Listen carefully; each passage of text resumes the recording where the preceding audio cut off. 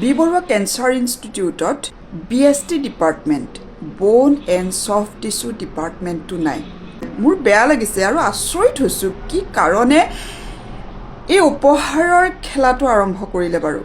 কালি নিউজত দেখিলোঁ অসম বিধানসভাৰ অধ্যক্ষ মহোদয়ে প্ৰত্যেকগৰাকী বিধায়ককে এটা ৰূপেৰে বনোৱা বিধানসভাৰ আৰ্হি গিফ্ট হিচাপে দিছে আৰু সেই উপহাৰটো প্ৰায় 3 কেজি ওজনৰ, 3 কেজিতকৈ বেছিহে হ'ব।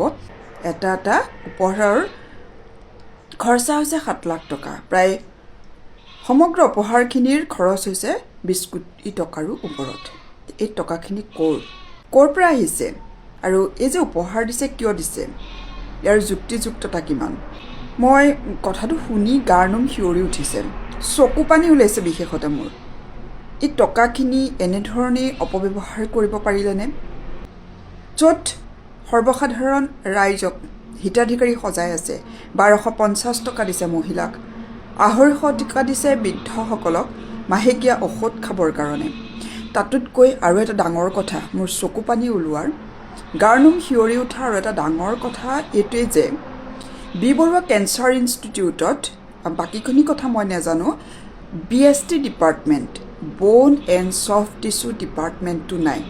বাকীটো আৰু ক'বলগীয়া বহুতেই থাকে, কিন্তু আমি একেবাৰে সাধাৰণ জনতা, মই একদম একে ওচৰত মোৰ এটা একদম জীয়া অভিজ্ঞতাৰ পৰা কৈছোঁ, বি বৰুৱা কেঞ্চাৰ ইনষ্টিটিউট, তাত BST department bone and soft tissue ডিপাৰ্টমেণ্টটো নাই। মই আমাৰ পৰিয়ালটো 22 চনৰ পৰা বৰ্তমান সময়লৈকে আৰু ভৱিষ্যতলৈ কিমান বছৰ যাব লাগিব ঠিক নাই, মুম্বাইলৈ যাব লাগে তাৰ কাৰণে। গতিকে মই কথাটোহে অৱগত কৰিছোঁ, মানে ইমানেই বেয়া লাগিছে, মোৰ বেয়া লাগিছে আৰু আচৰিত হৈছোঁ কি কাৰণে এই উপহাৰৰ খেলাটো আৰম্ভ কৰিলে বাৰু।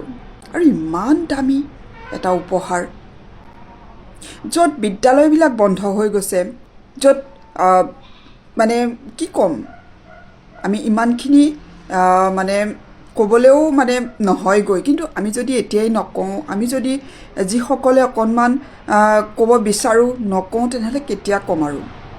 বৰ বেয়া লাগি আছে, মোৰ মনটো বহুত বেয়াহে লাগি আছে। সেয়েহে ৰ'ব নোৱাৰি এই ভিডিঅ'টো প্ৰস্তুত কৰি এই কথাখিনি মই আপোনালোকৰ লগত শ্বেয়াৰ কৰিলোঁ।